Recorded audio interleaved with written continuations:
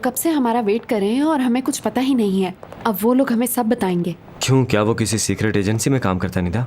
I am sure कि वो अभी अभी हार्वर्ड से ग्रेजुएशन करके निकला होगा गधा। पहले पूरी बात सुन तो लो। उसका नाम यक्ता है। रुको, क्या ये वही यक्ता है जो मशहूर है? बिल्कुल वही है।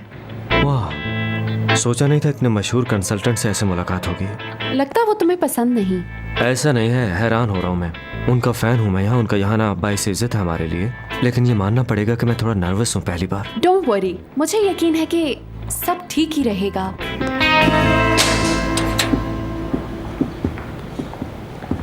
मिस्टर यक्ता, वेलकम।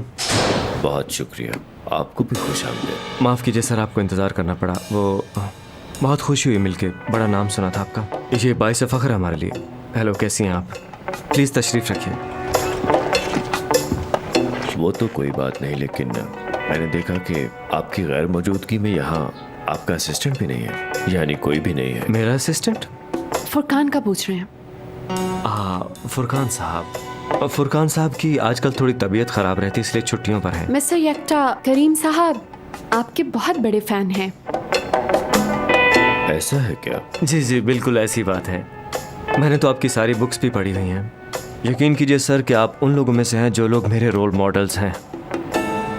बहुत खूब, लेकिन मुझे और भी अच्छा लगता अगर आप मुझसे कुछ सीखते। खैर, हम काम की बात करते हैं, क्योंकि अगर हम इन चीज़ों में पड़ गए तो बहुत वक्त ज़ाया हो जाएगा। तो चलिए, इस कंपनी को करीम साहब, आप और आपकी फैमिली फ्रेंड मिस निदा मिल के चला रहे हैं। मेरी रिपोर्ट्स हेडक्वार्टर्स जाएंगी और वहाँ पे उन्हें चेक किया जाएगा, और उसके बाद वो लोग इस कंपनी के लिए सिर्फ एक ही मैनेजर मुकर्रर करेंगे।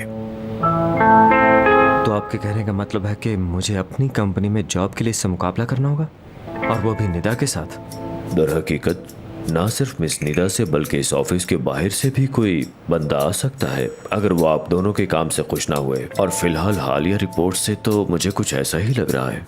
मिस्टर यक्ता, मेरे ख्याल में आपको वो रिपोर्ट दोबारा पढ़नी चाहिए। हमारी कंपनी बिल्कुल ठीक चल रही है सर। जी हाँ, बाज़ जगहों पर चल रही है। बाज़ जगहों का मतलब? आप किन चीज़ों की बात कर रहे हैं सर? मुझे भी तो बताएं ताकि मुझे पता चल सके। खुल के बताइए ना।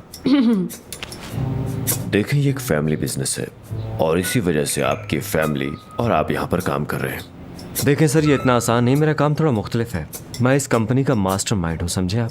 जी हाँ, इसमें कोई शक नहीं, मगर फिर भी लगता है कि आप बहुत पुराने तौर तरीके इस्तेमाल करते हैं जो कि प्रोफेशनल नहीं है। क्या मैं पुराने तरीके इस्तेमाल करता हूँ? अब तो मैं ज़रूर जानना चाहूँगा कि आपको मेरा काम क्यों बुरा लगा।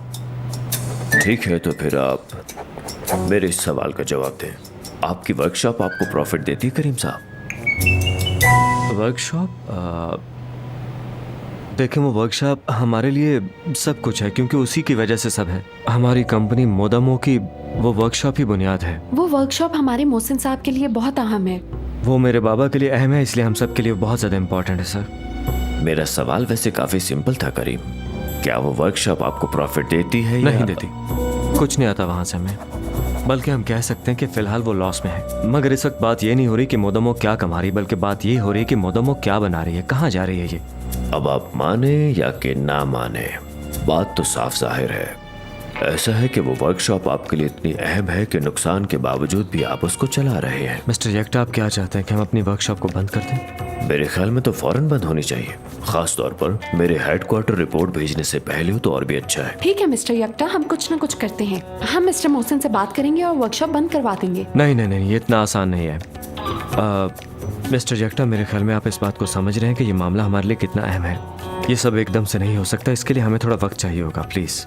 ऐसा है तो हम इसे कल पे रख लेते हैं, क्योंकि वैसे भी आज मेरे पास भी वक्त कम है, काफ़ी वक्त गुजर चुका है। जी ठीक है, इट्स ओके। अपना ख्याल रखिए। आप भी सर। जी चलिए मिस्टर यक्ता, आ जाए।